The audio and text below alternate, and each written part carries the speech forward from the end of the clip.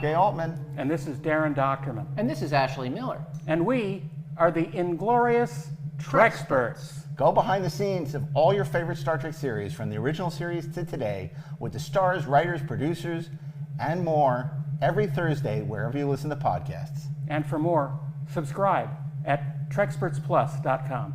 It's the logical thing to do. Keep on trekking. Ingloriously, of course. Most tax pros leave a message. It's Jane. I'm moving on to a TurboTax expert who beat your price. Adam Devine, tell him how I feel. Hey, tax pro, she's been thinking twice. Best believe TurboTax will beat your price. This is a tax break.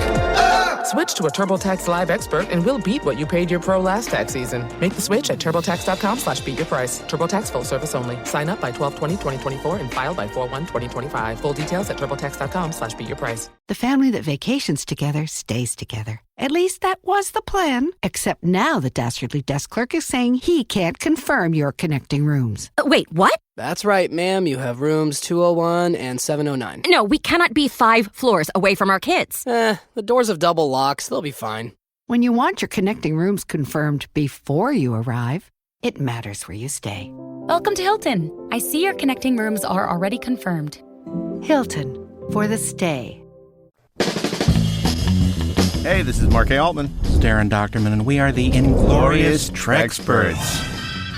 I thought it was a classic femme fatale. So much fun. I like that Shakespearean lace in your acting. I said, Gene, what do you want from this character? I want you to take the character and make it your own. I had a good time on the film. On day one, the movie was already $15 million over budget. We started this movie without an ending. That's like painting yourself into a corner. I don't think we've ever had a Star Trek captain on our show. True. Being, as you said, number one on the call sheet, it is a producer's position if you're going to take it seriously. I was so glad they didn't cast me as Lorca. You famously wrote that script in 12 days. On one level, I wrote the script. And on another level, the story was written by everybody and his brother. Well, I was going to say, what was your response when you were directing and Terry, sort of called you aside and said, hey, I want you to get back in front of the camera again? He sort of chummed the water a little bit. Are you ready to play Riker? What I thought he was saying was, you better go to the gym and lose some weight. Lines. Are you going to trim your beard? Don't cut your hair. My interest was totally piqued. It's not hyperbole to say it's the best Riker material I've ever had.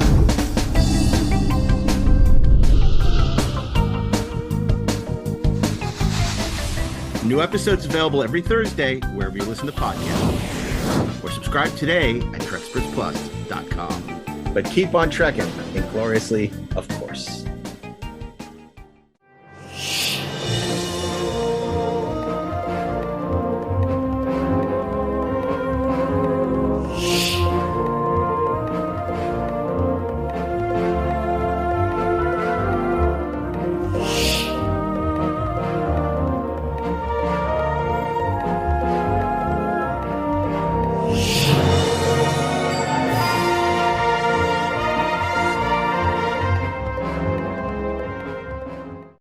Hey, this is Mark A. Altman. And this is Darren Dochterman. And this is Ashley Miller. And we are the Inglorious Treksperts. Did we get it right that time? No, you're not even close. I gave you a hint. I gave you everything. I'm telegraphing that I'm ready to get the Treksperts thing going, and you were just like waiting, like out in the rain. It's like, oh, and then you're like 5 syllables in, and you're like, okay, I'll start now. It's like an echo chamber. It's funny because when I was watching you, it seemed in sync. So yeah, on my machine, we actually. I don't think it was in sync. No, I don't. Well, maybe it was One Direction then. That's right. That's a joke for our younger listeners. Yeah. Oh my God, that's really funny. Anyway, welcome to. We still haven't had enough of you. It's our 40th anniversary Star Trek 3 reunion. This was a fantastic panel we did at Star Trek Las Vegas on the Inglorious Treksperts stage, where we united cast and crew from Star Trek 3, including Robin Curtis, KIRK, Thatcher, and Ralph Winter. Wow, that was a really that whole day was full of like class reunions. It was crazy. It was full of meanings and depths. Like we had Star Trek V reunion, Generations reunion, and then of course this wonderful Star Trek 3 reunion. And people know how much we love Star Trek 3. Oh yeah, we just can't stop talking about how much we have love a strange that relationship with Star Trek 3, that's for sure. We cannot say enough about Star Trek 3. About Star Trek 3. About how much we love it. We can't quit you, Star Trek 3. We can't put into words how we love Star Trek 3. Well, you know, it's funny too, because you remember at our dinner in San Diego, Ashley, Rod Moore and Mark Guggenheim said that they want to team up and take us on Star Trek 3. Yeah. So they want to do the Star Trek 3 Kumite. They're going to lose because I think, look, we were polite and we were nice and all those other things to Terry and Steve and Kevin Feige. But gloves are off. Gloves are off for Guggenheim. I know, because it was our 300th episode and we were feeling charitable, and it was like, we want you guys to, we want you to come back. Even though it was the 300th episode, we didn't kick them into the pit and say, this is Sparta. That's right. But meanwhile, though, right now, I'm imagining Steve Asbell listening to this and just thinking, screw you guys. We kicked your asses. Yes. No, you didn't. And I think it was more about letting them talk about why they loved the movie. That's right. Yeah. Because again, there are a lot of I would say the majority of people listening to this podcast do love the movie, right? Yes, I think they're wrong, but they love it. We're right. We're in the minority. They just can't love what they love. Step back and evaluate it clearly. But I want to be very clear to everybody who's listening. You know, this is a celebration that we did, and yes. Certainly these people had come a long way for the Power of Genesis, and we weren't going to, crap on the movie. Absolutely with the people not. who came to celebrate it, right? It would have been so great to have run over into the dealer's room and brought out Christopher Lloyd. I tried to get him. Yeah, I tried to get him. He, it just wasn't going to happen. I don't think he really likes doing those kind of things. No, I don't think so. I think he's reasons. there. I think he's there to sign autographs and make money. And I don't think he was really, he did go on stage and talk a lot about Back to the Future, which I think he prefers to talk about. So, and, because we asked Walter to come too, and Walter had a good reason he didn't, that he also begged off, which was great because, Ralph and Robin and Kirk hadn't really seen each other in such a long time. Yeah. And it was really wonderful to see them just. It was fresh. Yeah, it was fresh and exciting, and they had such a nice time. So exciting to me. Yeah, they had such a nice time. I feel, reminiscing about the movie and telling great stories. Am I remembering correctly that we also had sort of a big conversation about Star Trek 4 during that panel? We did. It lapsed into Trek 4 a little bit, but we pulled it back. Yeah, because of course Ralph has so many great stories about Star Trek 4 that I think inevitably we couldn't resist letting him tease a few of these Star Trek 4 stories because they really are, kind of to amuse terrific. Your audience. And so, and of course that is a almost universally beloved Star Trek movie other than by Darren. And so we thought it was important to, it was like let Ralph talk a little bit about that before we got to Star Trek 5. Later in the day, which was great. That was a really great day at the convention. That was an amazing day. Yeah. I mean, that was, we did the director panel that day. We did the Generations panel that day. We had a bunch of these reunions, culminating with Lawrence Luckenbill and Cynthia Gao and Ralph Winter on Star Trek 5 and John Simpson. Really, really great. That whole weekend was amazing. I mean, I would almost say, as a fan, for me personally, being a part of that was almost a culminating experience. And then we went and we did the whole commentary with Shatner, and suddenly that's the culminating experience. So we just keep culminating everywhere.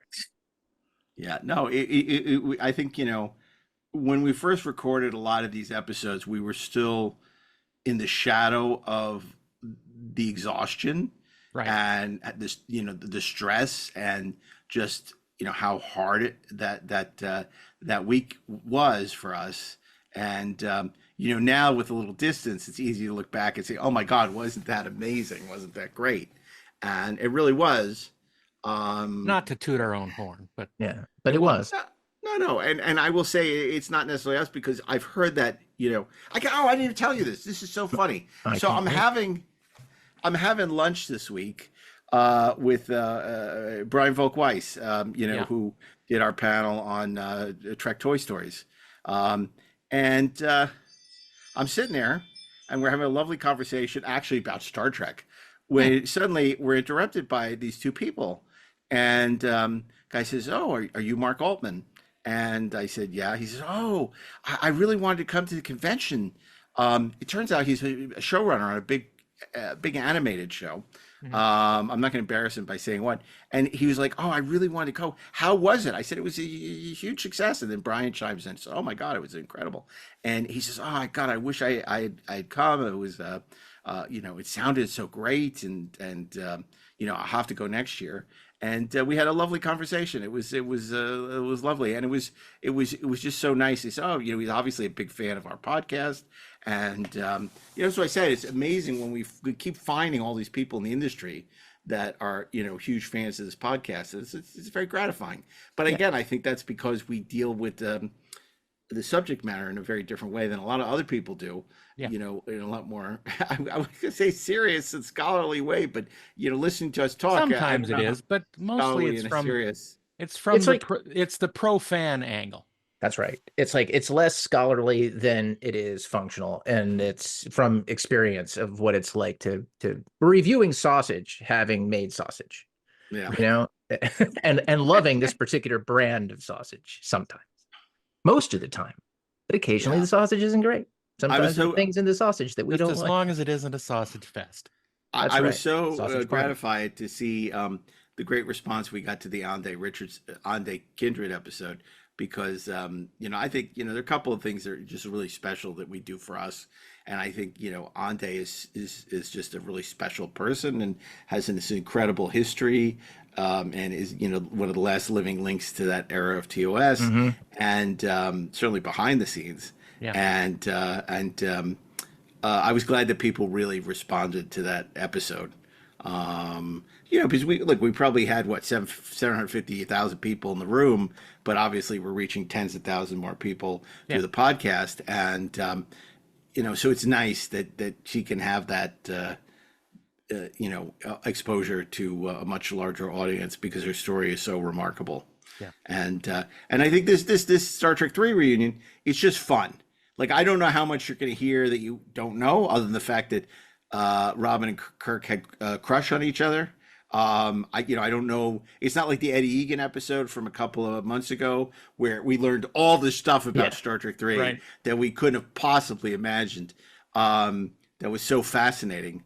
I'm sure Ralph Winter has secrets that are locked up in there that he hasn't told yet. We just got to figure out how to unlock them. I don't know about that. I mean, but I got to tell you, I still can't get over the fact that we found out from Eddie that the what we thought was the swagger stick, the golf club, was supposed to be a futuristic golf club. I think about that all the time for some reason. I don't know why. Yeah, I don't know why, but I was just literally thinking about that today. I was like, I don't know, man. I was like, how do you get that golf club? How can you have a red alert when you're in space time? It's so funny. Not that he would ever do it. But obviously, we got a sense of what Shatner thinks of Star Trek 3 during our Star Trek 5 commentary. And boy, he could be on our side when we go against Ron and Mark. That would be amazing. I think that's true. He would bring in the ringer. Never do it, but no, he would never do it. Yeah. So that was another interesting revelation during that panel that we did. But I think that this was a really fun, gregarious group of people talking about a movie about death and depression and resurrection, and we're very excited to be able to share. And Pon Farr. So let's go a little Pon Farther. And we'll share this incredible cast and crew reunion for the 40th anniversary of Star Trek 3, The Search for Spock, right after these brief commercial messages. Maltz, Changchu. The family that vacations together stays together. At least that was the plan. Except now the dastardly desk clerk is saying he can't confirm your connecting rooms. Wait, what? That's right, ma'am. You have rooms 201 and 709. No, we cannot be 5 floors away from our kids. The doors have double locks. They'll be fine. When you want your connecting rooms confirmed before you arrive, it matters where you stay. Welcome to Hilton. I see your connecting rooms are already confirmed. Hilton, for the stay. Listen in.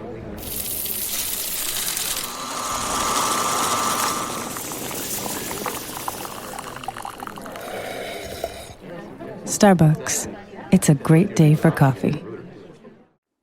Head for Taco Bell at warp speed and start collecting Star Trek 3 glasses. Beam home Spock.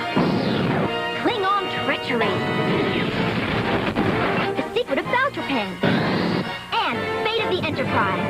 Star Trek 3 glasses. Only at Taco Bell. It's just made for you. Hurry and buy this week's glass. Spock lives for just 69 cents with the purchase of a large or medium soft drink at regular price.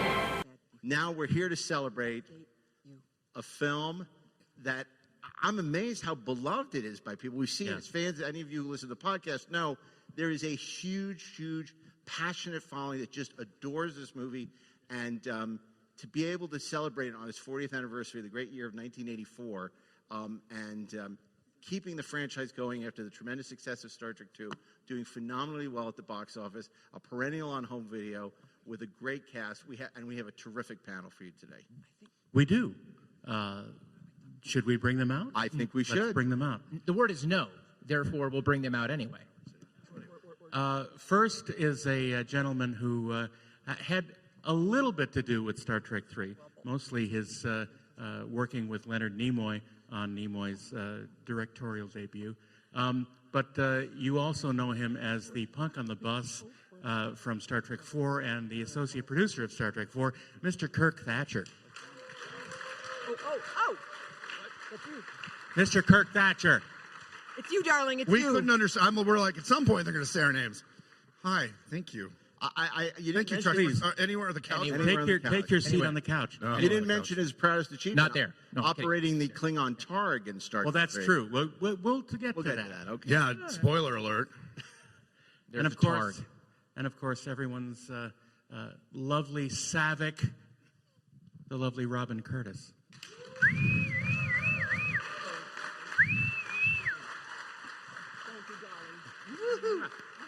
I know you have no knowledge, but I hope you have a lot of knowledge about Star Trek III. Maybe a little bit. Okay. Guys. And do we have our third guest? Is our third guest? We do. Ralph is here, Oh, producer good. of Star Trek III, The Search for Spock.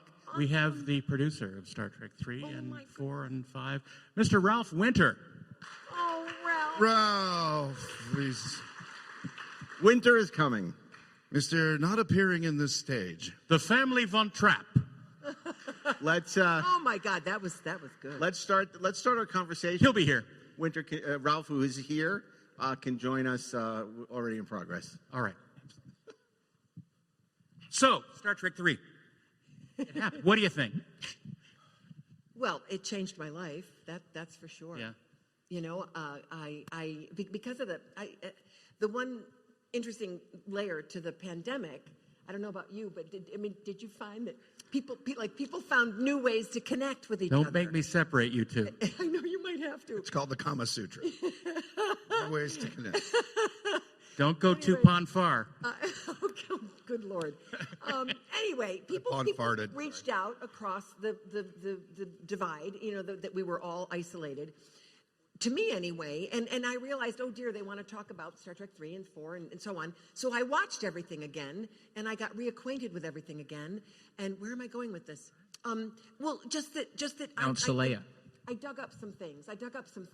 In fact, I just showed Kirk some photos. There were really fun Polaroids that we took on the set of Star Trek 4. 3 was much more serious for me, but 4 we were playful, and it was, and of course he brought so much of the comic relief. In any case, I was able to isolate the day that changed my life, and it was June 29th, 1983. And that was the day. Hold that thought. Ralph Winter, everybody. He's come a long way for the power of Genesis. Winter. No, don't apologize. So nice to see you again. Oh, my goodness. Long time. Yeah, really, truly. Sir. Hello, young man. Sir, hello. Doctor. That's what's been so really just profound about this anniversary year is reconnecting with people that you haven't seen in 40 years. Yeah. And with you all too. You've come up to me and you've shown me photographs of me with you 38 years ago. I'm like, Jesus Christ. Anyway, it's great to be alive. It's great to be here in this moment and to reflect back and to see Kurt again. Oh my God, just love these guys. Anyway. Forgot that we had a crush on each other. Oh. Ralph, I want to ask you, when Star Trek II came out, it was an immediate success. In fact, it was the biggest, highest grossing non-holiday 3-day weekend in history at the time. How soon did work commence on developing Star Trek 3? At what point did you get involved, knowing there would be another movie and getting this together? It was 2 years separating the two movies.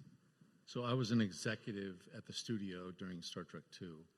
And as soon as it came out, Harv asked me to come aboard, and so I left the studio and then got hired onto Star Trek 3. So it was pretty fast. It was pretty soon in trying to get that developed and written and on its feet.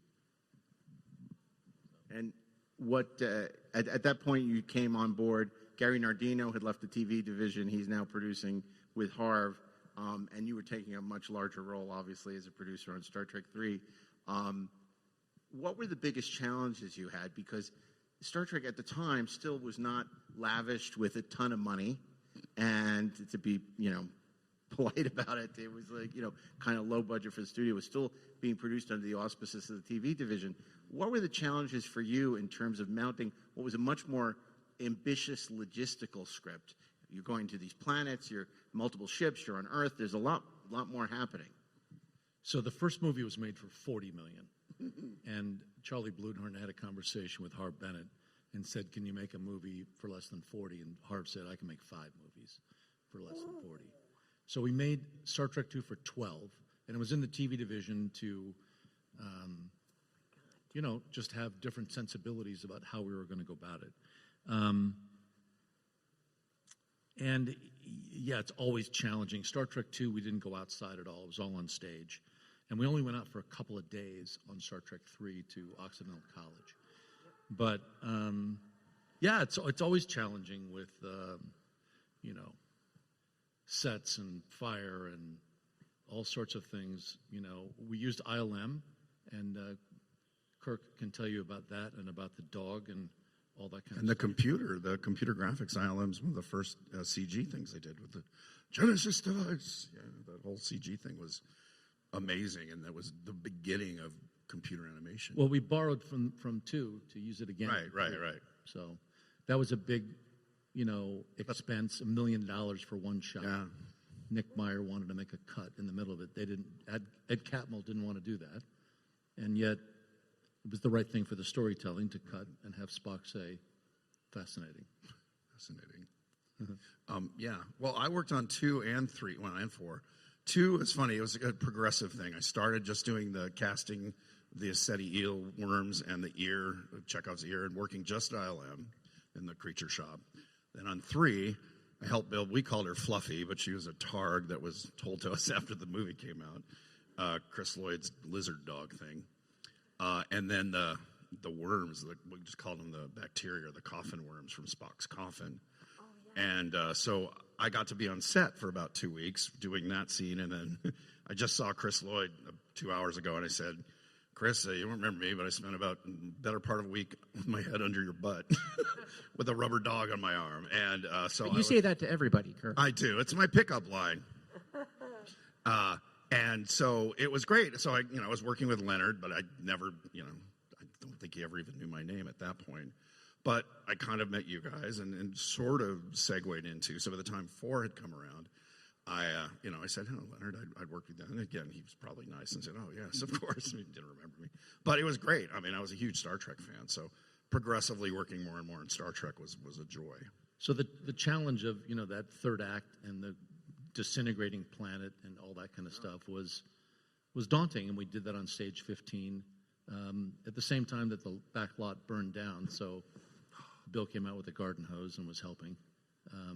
He saved the movie. Oh, yeah. He saved the world. Saved the set, saved the world. Yeah.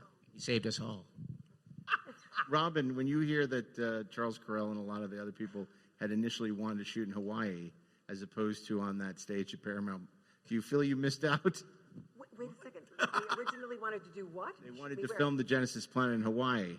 Oh yeah, no, big disappointment. How I wouldn't have known, and I was just so impressed with how they constructed it. You could also use the microphone. Up above the set floor, so that you. Robin, could you use the microphone? I'm so sorry. Yeah, I know. I loved how you needed to step up and how they constructed the set up way up above the soundstage floor, and so that people were underneath manipulating fire, etc., dogs, etc. But no, I was just so impressed with all of that and the care with which people took with these sort of what could have been dangerous moments, I suppose. I feel recent events have cast a light on whether or not people are caring and concerned in the stunt industry. And I found in my experience on the set of Star Trek 3, there was absolute care and professionalism and, top-notch work going on with regard to any stunt or fire or anything that would have endangered anyone. So there's that. Well, and Ralph, you worked with a first-time director on Star Trek 3, a man by the name of Leonard Nimoy, and I would love to know, sort of, he's still a first-time director, even though he's been on sets for several decades at that point. What your perspective on, because I know the studio had trepidation, and then Kirk, what your insight was into Leonard's mindset, having worked so closely with him at that time. So I think Leonard did a good job on 3. It was bumpy, and he certainly, what he learned, he applied on Star Trek 4, which was a tighter story and storytelling. No, listen, Leonard was decisive. He was, good to everybody. He was focused on the story, but it was bumpy in terms of the way the story comes together and the way it plays out. And I think by the time he got to 4, it was a lot tighter. He'd learned a lot of stuff on that. And he may have done a movie in between 3 and 4. Did he do The Good Mother? Is that in between? No, that was after 4. That was after 4. Yeah, because he was on the Disney lot, and I visited him there, and he told me the story. I'm like, oh, that's different. Yeah. Because he did 3 Minute a Baby first, right after. Right. That was his big hit. Okay. One was which kind of registered him as a really successful director that wasn't in his own wheelhouse of Star Trek. And then he did The Good Mother, which was a tough film.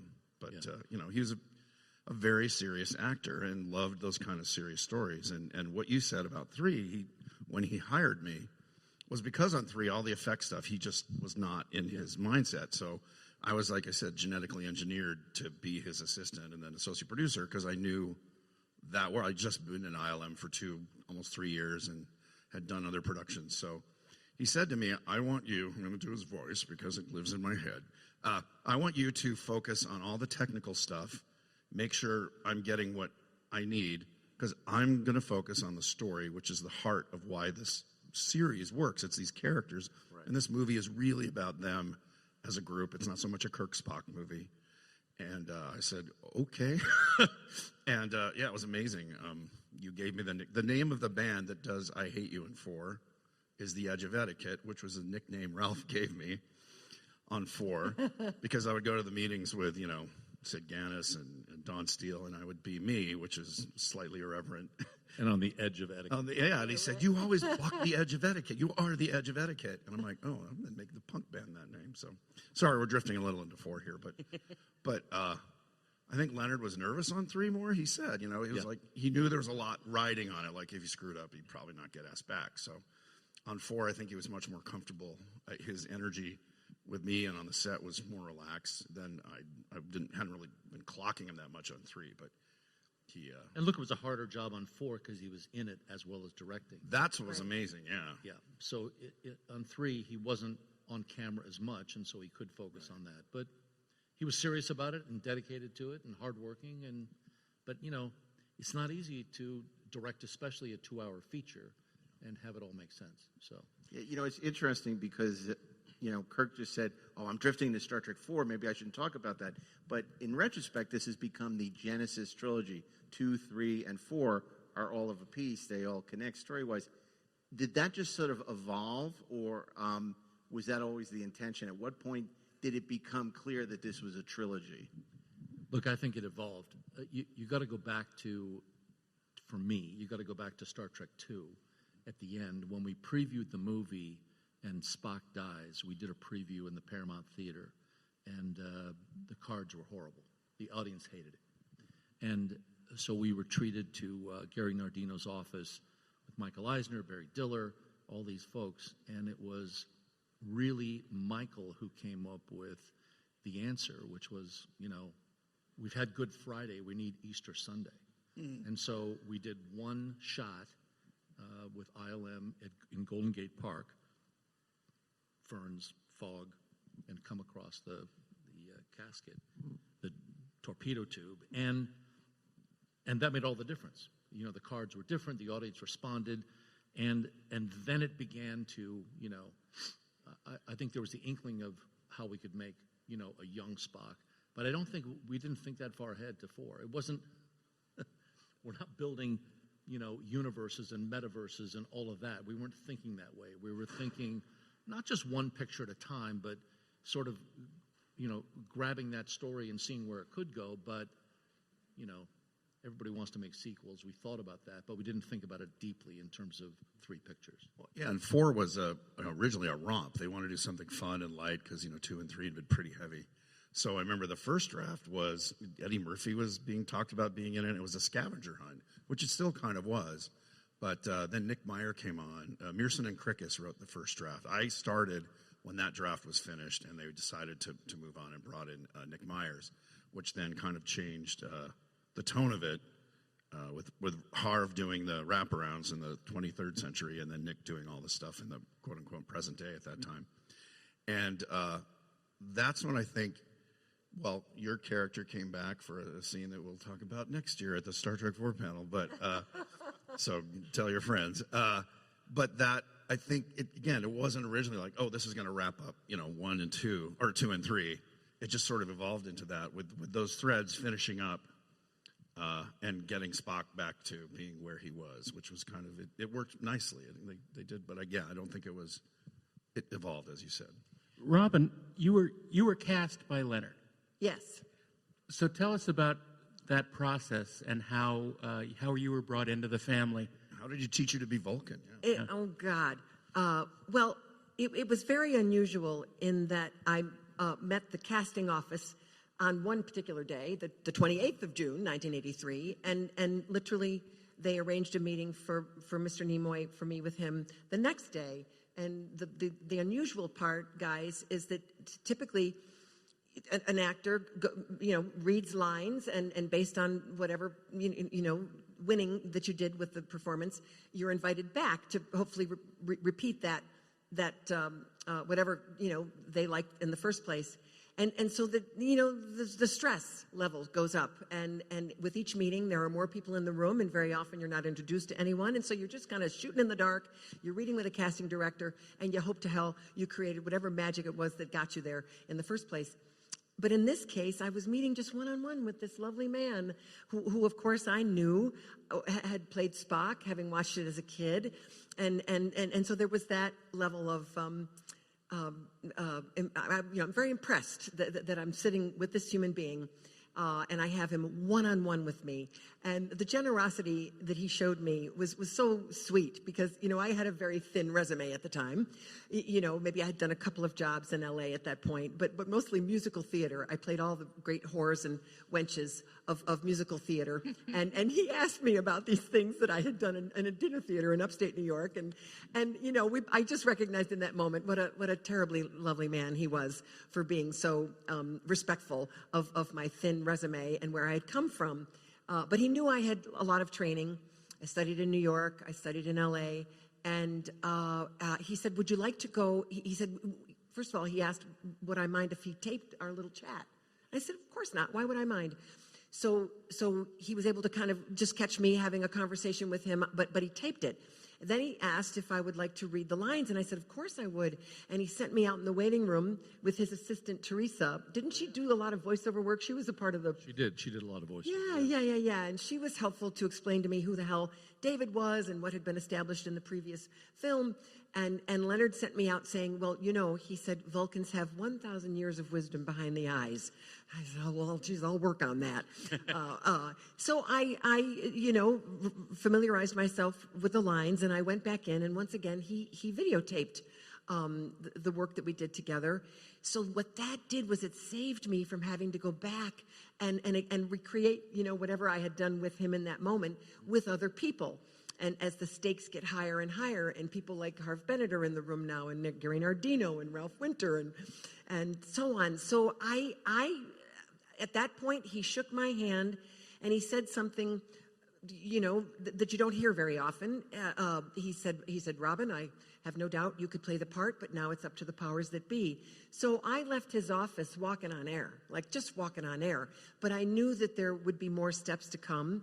And so I was invited to Western Costume, and I was invited to meet Sylvia Abiskill, and we worked on the hair and so on. And each of these meetings, I was invited to go over and say hello to Harv Bennett and just stand outside his office and have a brief conversation with him.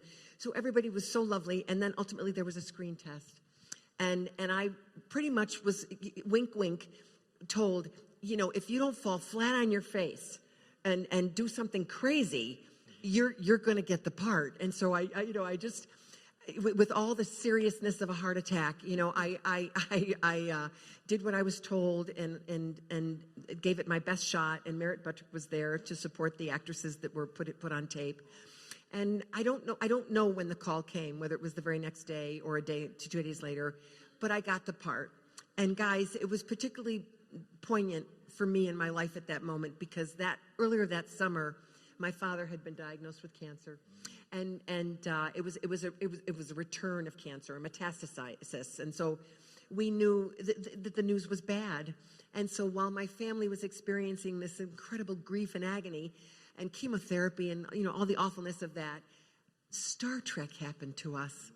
And so when people ask me, what that was about for me, I say it was just this enormous beacon, this light, this incredibly, fantastic and unexpected Hollywood distraction. News you couldn't have imagined for our family and for me while we went through this otherworldly thing that It was happened. the best of times. It was the worst of times. Yeah, Darren, it sure was. And Mr. Nimoy was particularly sensitive to that because he was aware that it was happening, and he was so much like my father. And I'm sorry I'm going on and on, but I want to make the comment that see, I had no idea all the things you just mentioned, Ralph, the behind the scenes thing. I was just so focused on, actors don't know much. They just know what they're supposed to do, right? As they say often, you're not paid to think, just do your job. And Mr. Nimoy directed me very closely. I told him the very first day, you seem to think I know what I'm doing, but I do not. And he promised that he would take me every step of the way. So before every scene, he would sit me down like KIRK is right here, and he'd say, okay, let me hear it. Let me hear the lines. And then he would moderate me either by inflection or breath or whatever it may have been. And I loved it. I hungered for his direction. Yeah, for his guidance. But where was I going with that? Doggone it, there was a point, and now I've lost it. I know about the ears. I know. Being the newcomer, right? I really, as I said, was very serious. I didn't speak till I was spoken to. I watched everybody. I watched the original cast. I watched Christopher Lloyd. I watched Merritt. I watched Bill. I watched Leonard. And what I observed was a master.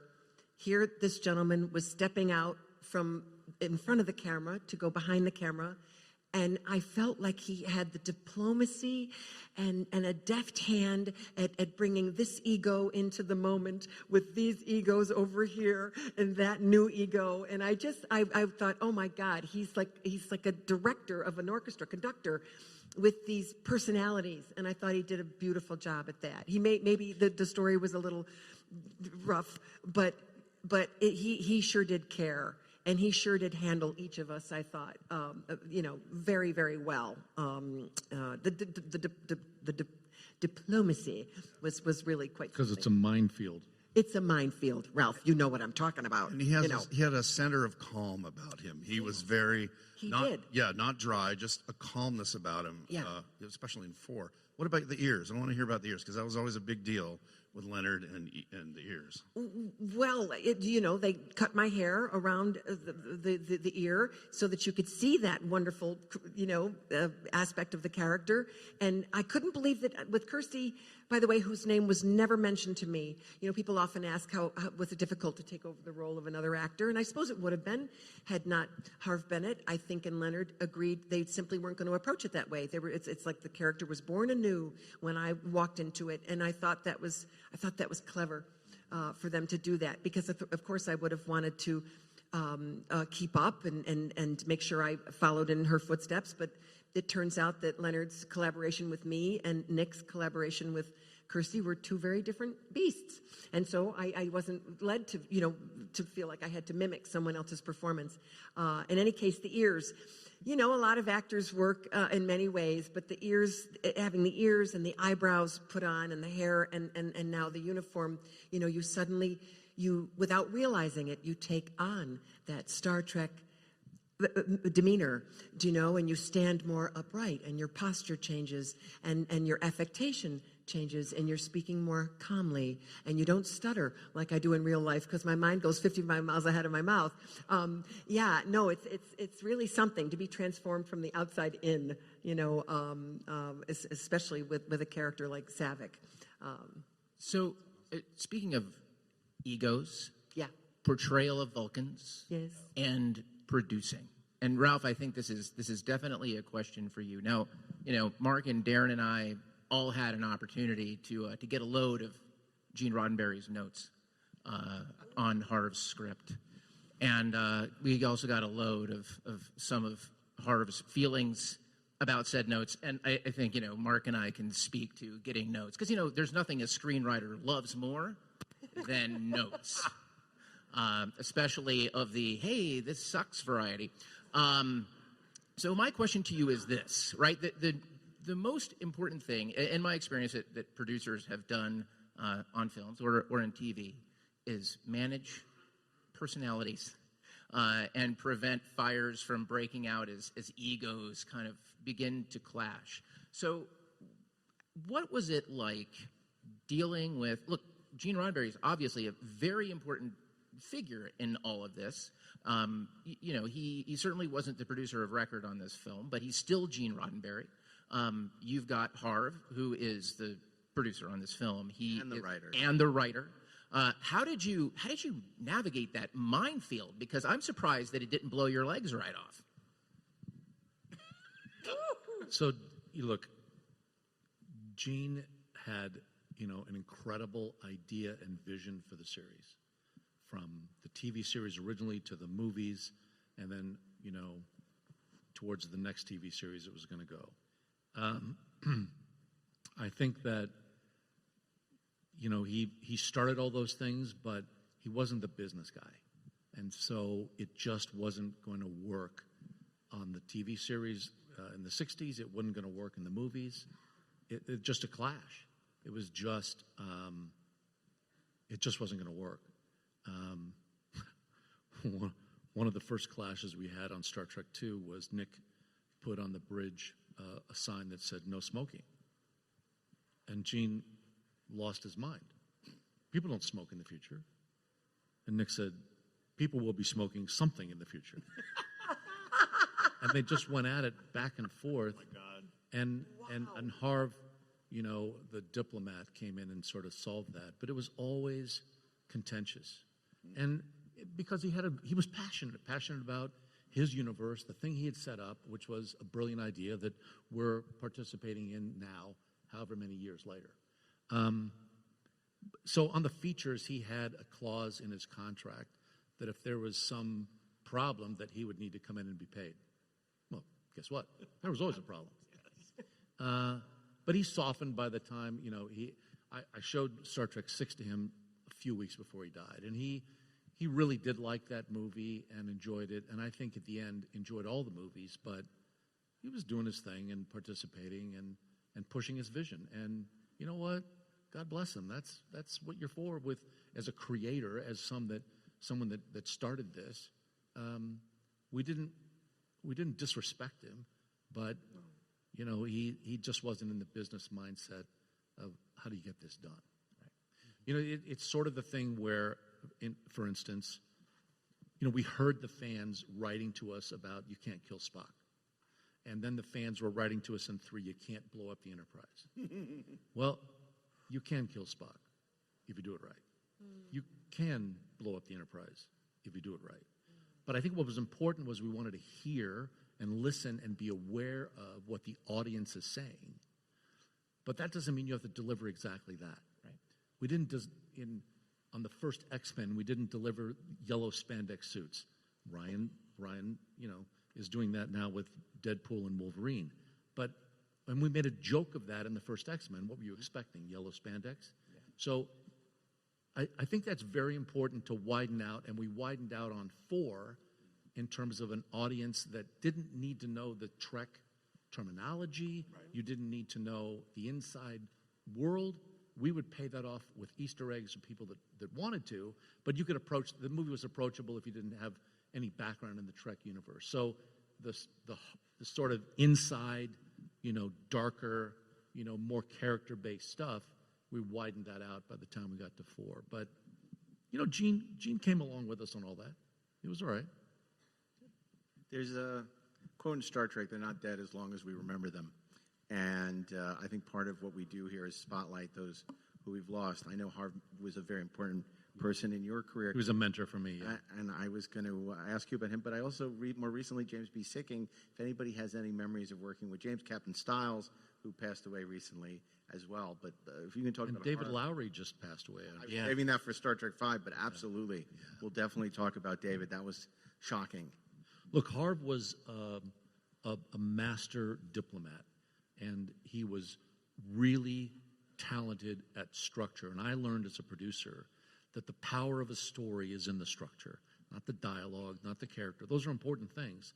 But the power of creating an emotional moment that people are going to respond to is woven into the DNA and structure of a story. And so that's guided me ever since. And we spent a lot of time together. He was he was just like a father figure. He was so caring and saying, look, you can't talk to people that way. Here's how you do it. Here's how you handle this situation. And so we learned together, which was great. And it was a different time of making movies, of course, than it is now. I was telling somebody else that we all had a bar in the back of our office, and at 5 o'clock, Harv would say, what are you having? Come on, let's have a drink. This is horrible. We got to, you know, figure out how to survive today. Wrap beers. Yeah. Wrap beers and Miller High Life. You introduced me to the champagne of beers. In your office, you had that whole little mini fridge. We don't do that anymore. No. We were, I'll tell you a funny story, though, about Harv. We were in his office. I'm not sure which movie we were working on, but they had come down from maintenance, and they said, you know, we're going to be on the roof working, just so you know, there'll be some noise up there. And it's like, yeah, whatever. And so we were working at Harv's desk, and we heard a bunch of noise upstairs, and then suddenly this guy's foot went through the ceiling, and it covered his desk with debris and plaster and everything else. And he looked down and he goes, oh, I'm sorry, you okay? And no, you okay? And this was the second floor of a building over by Lucy Park on the Desilu side of the studio. And he was up there ostensibly to help. During the summer, they were getting ready for leaks and things like that.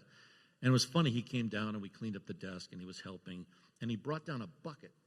And the bucket inside, the studio in the 30s and 40s wouldn't patch the roof. They just put a bucket to where the leak was, and then they shoved newspapers in there so you wouldn't hear it. The attic was full of buckets. He brought down a bucket and pulled out the newspaper that was dry. This was during the summer, and it was like 1943. Wow. That bucket had been up there, along with all these others for all that time. Oh my God. But, you know, it was just this shocking experience to have a foot come through the ceiling while we're working on a story, and it was, you know, the sort of studio legacy and history coming in and interrupting us.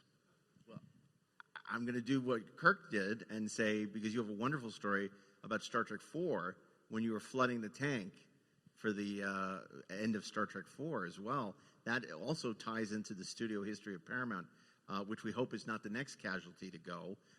It's historic buildings that won't go. So I don't think the tank had really been used since DeMille or some of really old movies. So we became very unpopular in March, April on the studio lot because we made everybody that parked there park somewhere else. Right. Michael N. Terry was our special effects supervisor, and so he came in with his team and they swept it and they power washed it. And then Michael, as a special effects guy, was just testing the surface to be sure it was fine and tested. And a couple of places with an iron rod, it went through the asphalt. And we discovered that the studio had forgotten a 20 by 40 tank, 8 feet deep, that was filled with sand. All the tie downs are there, everything's in place. So when we figured that out, it worked for some of the tricks we were going to do for the whale, for the tail coming up. And Michael built some things like you would on a theme park ride, that there was a track actually with the whale's tail, and what would happen is it would just ride the surface and come up over the surface and down, and it seemed like it was forever deep. But like Jaws at Universal. Yeah, just very. And the flipper, there was one of the flukes too that he made. That was so it was just very simple stuff, and then we did other things down below, underwater, the scenes with Bill, etc. So we planned all that out, and now we're ready to fill the tank, and they can't turn it on. They don't know how to fill the tank. They don't know which knob to pull. They don't know which wheel to pull. So they have to get like Joe, the plumber that retired like 8 months ago, and call him up because they couldn't find the paperwork. And Joe comes in and says, "No, you turn this wheel, and then you do this, and then you open this thing, and then you do that." And we filled the tank. And it was like 3 million gallons of water. We had to heat it. We had to make it, add chemicals so that it was chlorinated, so it wouldn't algae. Chlorine, so it was safe. And it became the Paramount swimming pool for April of that year. I went swimming every day. Yeah, because it's only about 4 feet deep. And well, there was the 20-foot thing, the deep, but it was like 4 or 5 feet deep. And Leonard's like, "What are you doing?" I'm going swimming in the tank at lunch. He just kind of went, "All right, just be back to one." All right. I think one of the things we were able to do well was that we also made that work as the other side of the Monterey Bay Aquarium. Right. So just the sort of trickery and how we planned it out, et cetera, it worked out all right. But yeah, studios, there's a tremendous infrastructure. I mean, even now you walk down the alleyways of Sony or Warner Brothers, there are massive buildings, massive infrastructure that somebody thought about 100 years ago. And a lot of that has gone to waste because, movies are being made elsewhere around the world, and we don't offer enough incentives here in California to make as many movies. Too bad. There's a whole movie about the tank. They looked at Mexico. There's a big tank in Mexico. There's one in Spain. We went to NASA Ames. Remember, we went up to NASA to look at, they have like 100-foot deep thing that's huge because they do all the zero-G work. And we looked at that. You did the underwater work for Leonard there. Yeah. And but the water's crystal clear because they had test astronauts with it. So it was just the water stuff was a huge part of that movie. That was, a small part. That's the mind meld with the whale. Yeah. And then the whales were 3 feet long, and we shot them in a pool in up in the Bay Area.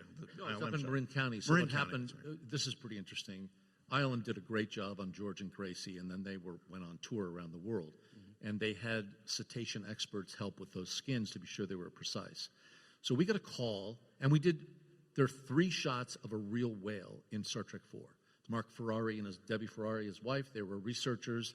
We gave them a 35 millimeter camera. They'd never used it before. They've used 16. But they went out in their little, dinghy or whatever they got, and they went out and photographed and got 3 shots for us, which is great. I got a call later when the movie was getting ready to go out from a Fish and Game federal thing, and they came in and said, "We got to look at the movie because we understand you were closer than 1,000 yards from a humpback whale, and that's against federal law." I said, "Well, come on in. We'll run the movie." So while we're showing the movie, they're watching scenes underwater, which is all of the ILM work, And these guys are saying, yeah, I know where that is. I've been to that place over by Maui. And I went to the little squawk box on the projection. I said, you can shut the movie down now. And the guy said, what are you doing? I said, that was in a pool. We shot that in Marin County. We turned the filters off. We put, draped the sides. The whales were built like the wind-up toys, so that you wind them up and they through the water. So when you slow that down and you add some weight and heft to it, it has that kind of beauty to it. Yeah. And they complained about model shots, and I said, we're done. Thanks for coming. Yeah. Kirk, you've had a lot of success with the Muppets subsequent, but one of your early puppeteering experiences, you mentioned, was the Klingon Targ, or whatever it was called. In 3, yeah. In 3. Can you tell us a little bit about that, and also working alongside Christopher Lloyd lording over you? Well, it was great because there's over you. Chris Lloyd and John LaRoquette, which is funny. I thought, well, Klingons are played by funny actors. They just don't play them funny. Right. So I was in this chair. I was essentially like this because they didn't build it for the puppeteer. They're like, oh, we'll just cut a hole and you can crawl under. So I was like this with a TV monitor that was watching what was being filmed. There was a hole cut just big enough for my right arm. And someone would put the dog on my arm. And so I'm watching, and it wasn't a Muppet. It had to be realistic. So most of the time, I was just kind of going, like I grew up with dogs. I know what they do. They just kind of pant and stand there and do that. So, but there was a lot of time where he was in the shot because he was right next, Christopher could reach down and pet him. So yeah, it's amazing I didn't develop scoliosis or something being cramped under there. But, yeah, and I helped build the dog, so I knew him literally inside and out. And it was fun. I mean, it was great. I was giddy just to be on a Star Trek movie and to be on set. But Chris and John were very serious. They were very much in character. It wasn't like they'd get cut and be joking around. They're like, in fact, I thought John Larroquette was an angry man. Because Is that your experience, Robin? I mean, you worked very closely with... Well, I would be in the makeup chair at 5 a.m., and John would be telling stories, and I don't think I'm speaking out of turn because he's been sober for so many years and supports others who might need to check in. He would tell stories about being in a blackout while he did, a guest starring role on Baba Black Sheep or something. And he had just tested for Night Court. They had just done the pilot, and so that was a moment when they had no idea how very successful it would be. But a very entertaining guy, a good guy. I did work with him later on Night Court, which was a lot of fun. And Christopher, I'm so embarrassed to say, I had not watched Taxi.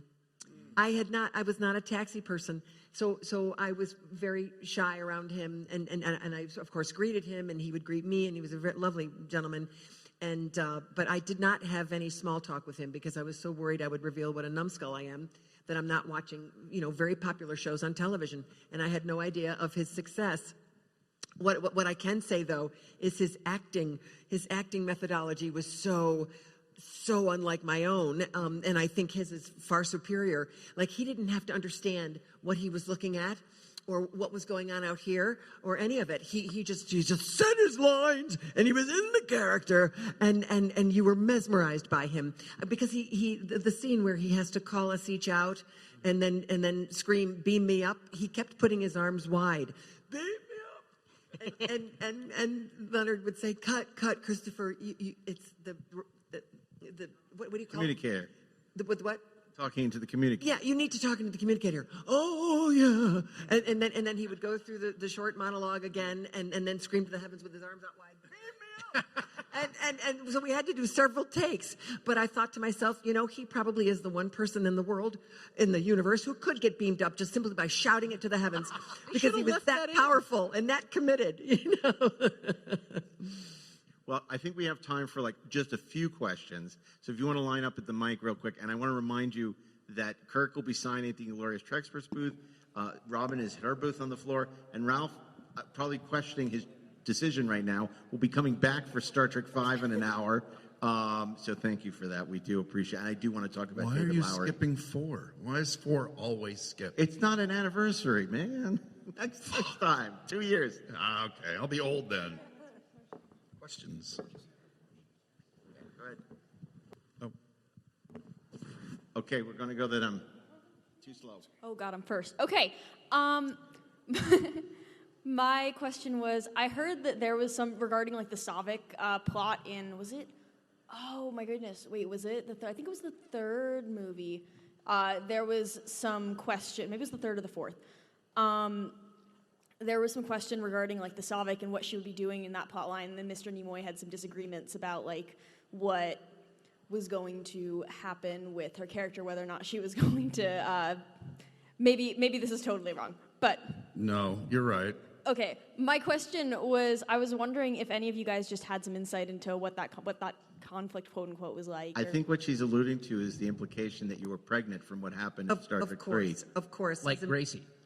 Well, I was going to say when we were discussing Mr. Bennett that he was so classy. He is the only one of anyone I was in contact with who actually sent me personal messages. He sent me 2 telegrams and a lovely letter with some photos from the liftoff party at his home. And the reason I mention that is because the telegram welcoming me to the shoot of Star Trek 4 had a message in it that said, "Do bring the obstetrician with you." But then by the time I got to set and we kind of put it on its feet, even though there was some suggestion in the dialogue, which Kirk remembers better than I do, because I don't have a script with it in it any longer, whatever it was that we filmed that might have hinted at that or suggested that, unfortunately, was cut. And so they left a very provocative plot point to die a very quick death.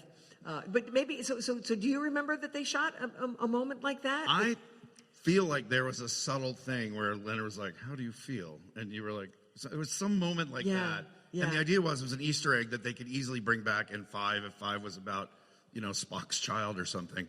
And then they decided to not use it. So I don't know if they shot the take and didn't use it, which is what my impression. They shot a moment that they could use, and if they didn't, they just would cut around it. And that's kind of what that story was. So it was considered, but then not used in. But the good news is Vulcans live a very long time. Exactly. And one could return to that plot you point. need to tell? No, but I'm simply putting it out in the universe. Thank you for thinking of it. Okay, this might actually be more of a 2 question, but Saavik's atypical Vulcan hairstyle, how and why did that happen? Do you mean the curly hair? Curly long hair. Right. Yeah. Well, honestly, I think Sylvia Abascal was very clever because I have natural curly hair. I happen to have straightened it right now. And so rather than fight it every morning in the chair, she chose to go with it. So they went with my natural hair and simply fashioned it around my ear so that you could see, the Vulcan ear. So it didn't mean any offense. They had tried several physical appearances, as I recall. I think there was a wig that was very sedate and whatever, coiffed, if you will. And they just decided to go with my natural hair. So there you go. Hello. My question is for Kirk and for Ralph. Can you tell me, was there a lot of challenges with the puppeteering and the visual effects on Star Trek 3? You alluded to the dog puppet, but were there more that we didn't see or that? Well, there was I called them the worms that came out of Spock's coffin when they first, and Krug grabs one and crushes it. So I think it was my or Ken Ralston's hand in there. I knew I was helping with that.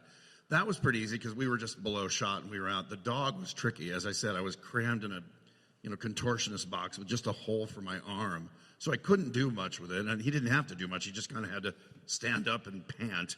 We did some other contortions with Leonard's face, young Spock, didn't we? I'm pretty sure we did in terms of movement of his cheek and when he was aging fast. Yeah. So we did some of that inside of a mask to make that look like he was changing, growing, stretching. So we did a little bit of that. I don't think much of it's in the picture, but we played with that for a while. I think there's one shot left in it. Yeah. Can we bring you up into the spotlight? Because there's something very unique about this. I seem to recall, I think he is cosplaying as you, Kirk. He is, yes. We met. Oh, my God. Scotty. Come out here. We want to see you. Come over here. I was very honored to meet him. Very cool. He hates you and berates you. Yes, he hates me and berates me. Brothers, and his name is Scotty, which makes me laugh. That's terrific. Okay, you're living on the edge of etiquette now, so thank you. But that was great. Next question. Hey guys, hey, I appreciate you being here, and I really do appreciate this intimate conversation you have with us. Grew up with this. I'm 53. I think I was 12 or 13 when this came out. I had the Blockbuster video that I watched so many times. You have that permanent crease in the middle, you know, when you watched it and watched it and watched it. But my question is, and I know you kind of alluded to this, when the Enterprise blew up, I know it hurt me because that's the main character. Did you feel a lot of backlash from the fans at the time this happened? I mean, was that a big deal, or was it kind of smoothed over at the end? Or No, it was a big deal. We did get a lot of backlash. We got a lot of letters ahead of time. Everybody seems to know what's going to happen before it happens.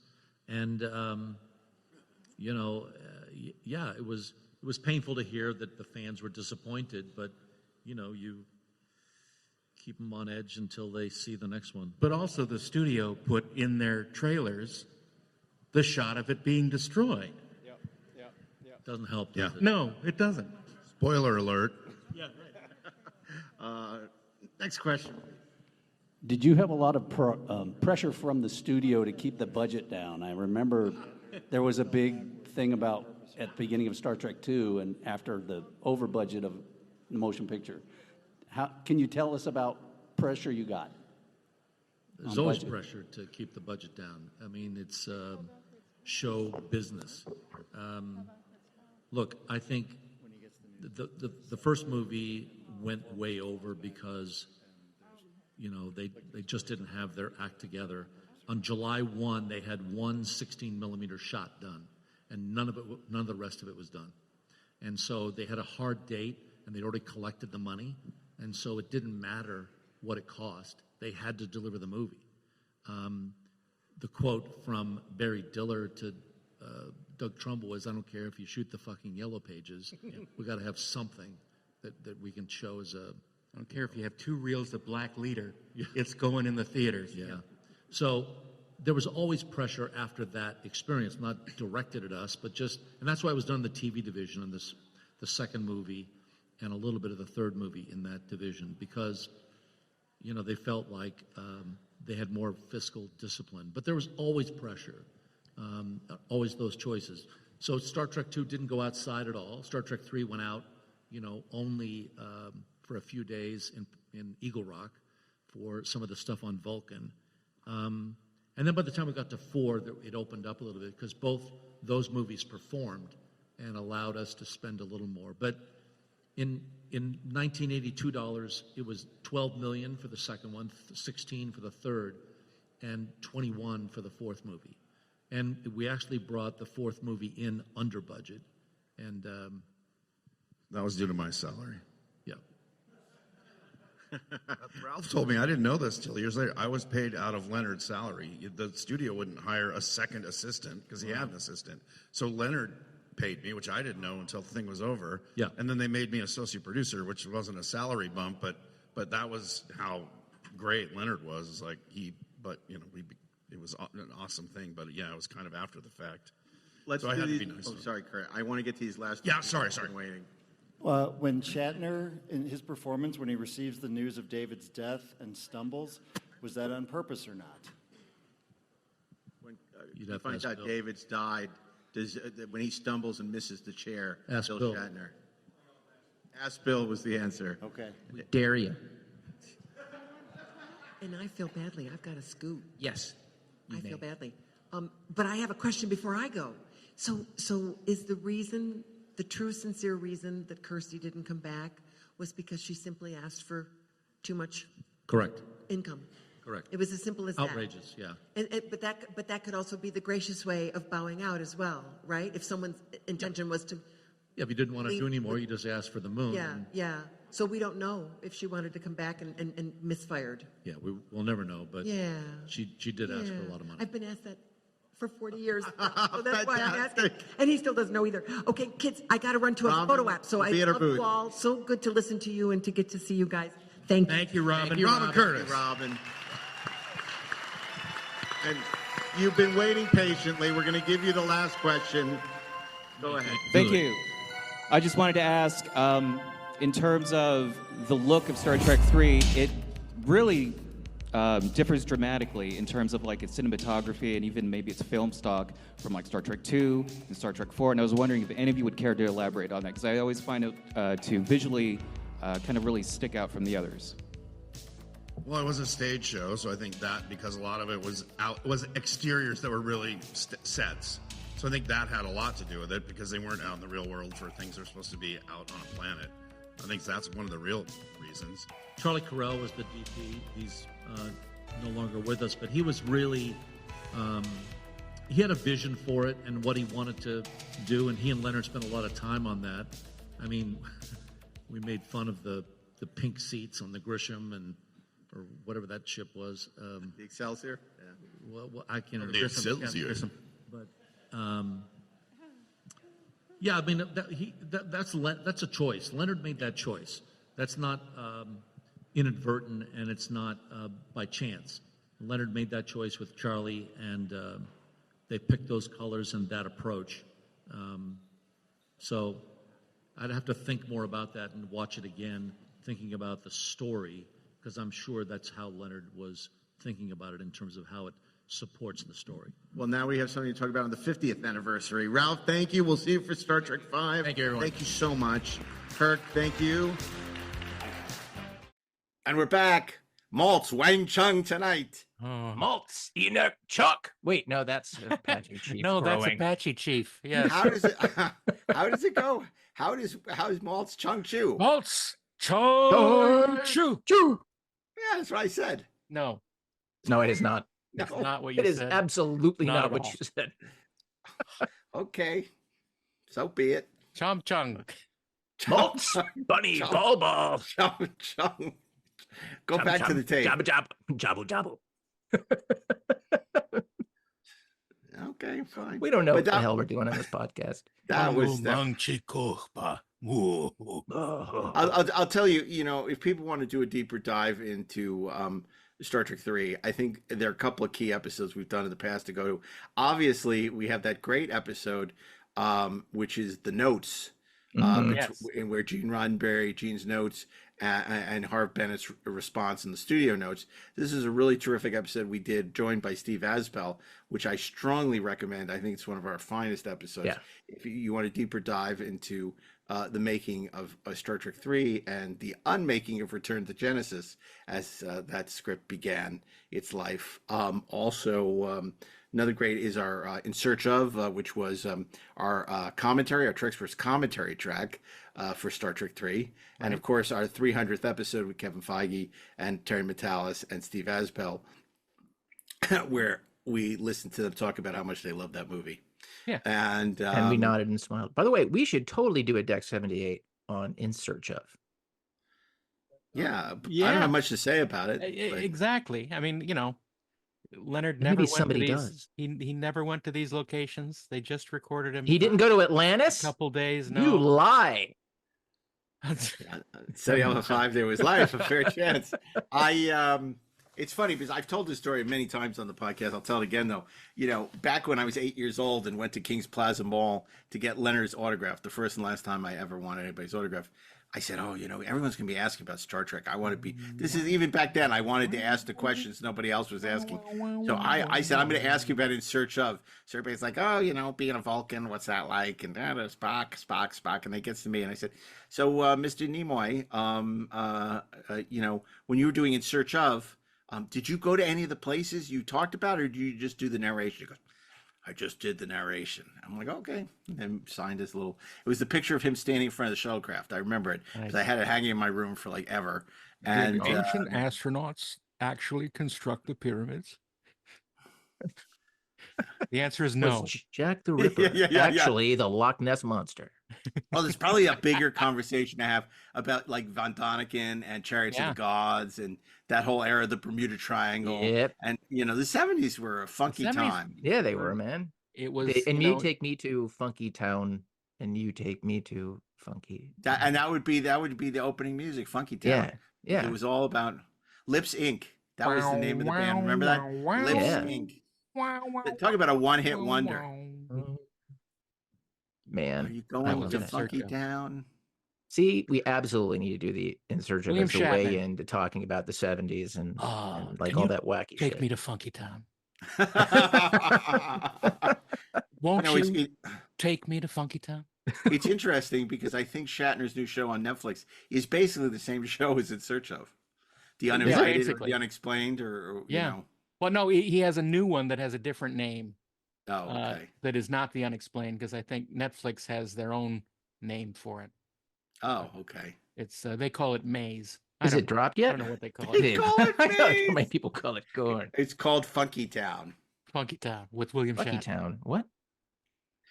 I'd like to see that. I'd like to see, maybe it's like Shatner's life in the 70s, called Funky Town, right before Star Trek The Motion Picture goes into production. Have him riding around on his motorcycle.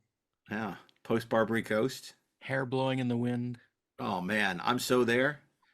But who could play him? Who has the charisma to play a young Shatner? No, I do. Yeah, you do. You're not even the right age. You're too old to play a young Shatner in the Feel 70s. young. That's when the world was new. I feel young. Yeah. Okay. You keep doing that martial arts, it's still not going to be any younger. Yeah, that's true. But maybe you can do the flying kicks. Have you ever done a flying kick in martial arts? I have, in fact, done a flying kick. So I can do the flying kick. I can do the hammer fist. And I can that's randomly tear open my shirt. It's pretty great. Wow. I love the flying kick. I love that you can do the flying kick. That to me is very cool. Yeah. It's like, so if Finnegan comes and tries and, to bully you, I can absolutely do the flying kick. I'm Now, still it would not 20 be years my first old. choice in You're an an actual old fight. man. I don't know that I would recommend it as a move, but it is doable. Mark Guggenheim's going to come. Star Trek 3 is great. You don't know what you're talking about. And you're flying kick. Flying kick out of one of these Zoom panels into the next one. Yeah. With streak lines coming after it. That'd be awesome. I can't say anything too critical of Club 33 because I think the Guggenheims are going to take us to the Blue Bayou. So I thought you were gonna say I think we're Funky Town going to. again. No, I can take it to Funky Town, but we might be going to Club 33. So I'm not. Isn't that nice for you? Club Star Trek 3.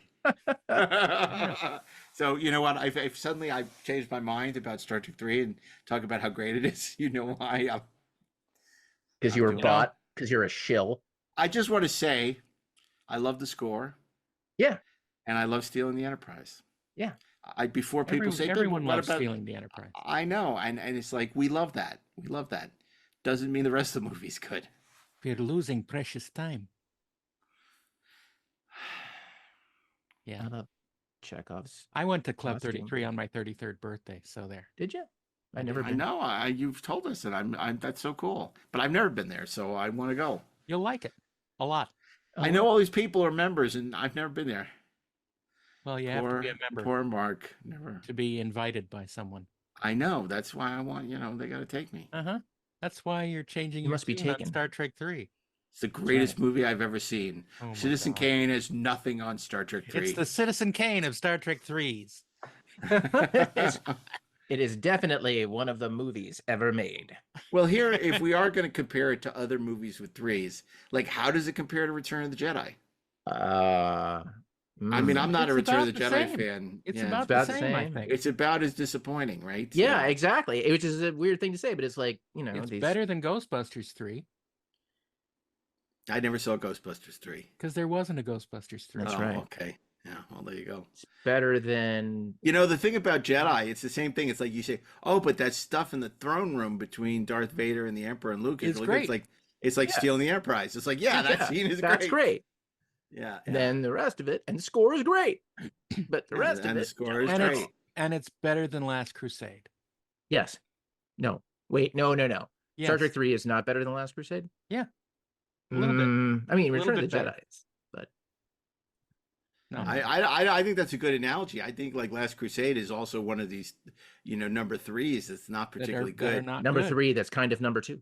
We'll have a Deck 78 about the good and bad Indiana Jones movies. That's right. Or we just have like number 3s. That'll be in Deck 78. It's 3. For our third season. Yeah. A third season of Deck 78. We'll do into threes. But Yeah, because like it's like Last Crusade. Last Crusade has that cool kind of opening, with young Indy. So like it has that. That's the Stealing the Enterprise. Yeah, but it's not that cool because it's ludicrous that all his traits happen Yeah, in I know. 20 minutes. It's just great that River Phoenix is, doing he's this great. amazing like Harrison Ford imitation of that whole thing. That's what makes it watchable. If you ignore the fact that it is complete nonsense, it's delightful. but it's more fun to watch him in Mosquito Coast. Yeah. But it also has that really fun scene in the Nazi castle with Allison No, Doody. that's when dumb. they're- It's dumb. I kind of like that. See, this is why we need to do this the next time. Okay. Well, let's not get. What's another 3? Because like Goldfinger's great, so that doesn't apply. Yeah, that doesn't. Jaws 3D. Oh, Jaws 3D, terrible movie. Yeah, terrible. Terrible. Yeah, But terrible. But at least it Psycho has more 3. depth. But then Jaws 4 came along and was great, where they go back in time, and no, they never do that. For the what whales. about the Back to the Future 3? Yeah. Back to the Future 3. See, I don't think Back to the Future 3 is all that good. So, I agree with you, man. I think Back to the Future Part 2 is wildly underrated. Yeah, I don't. Back to the 3 is Future 3 overrated. is not that great. I have no use for Back to the Future after Back to the Future 1. Okay, well That's a fair point. Yeah, I'm done with the movies after that. What are 3s? Let's see. Threes. They come in 3s. Rambo 3. Oh, that's awful. Yeah. That is awful. That's the Afghanistan one. That's Rambo terrible. 3 is actually Rambo 2, and it's First Blood 3. That's true. Rambo 2, First Blood 3. That's right. Rambo 2, First Blood, Part 3. Wait, what the f is that? Oh, how about this? Poltergeist 3. Yeah. Terrible. Ooh, yeah, That's the one in the skyscraper. Yeah. That's the okay. worst. Because the first one was in a house, and the second one, now we're gonna do a condo. It's like, oh my god. Friday the 13th, Part 3. And we're gonna get rid of the whole family except for Heather O'Rourke. Yeah. It's like it'll only be Godfather Caroline. 3. Yeah. Godfather 3. Yeah, I guess, but Godfather 3 is still better. But than every it's film way we better. mentioned. Yeah. Yeah. But That's graded on a curve. Yeah. But yeah, Superman 3. Yeah. Ooh, yeah. Ooh, what is it about threes? The curse of the threes. Yeah. Wow. This is so interesting. Yeah, and because even Magnificent 7, it's like Magnificent 7, Magnificent Return of the 7, 3? 7. Well, it was and the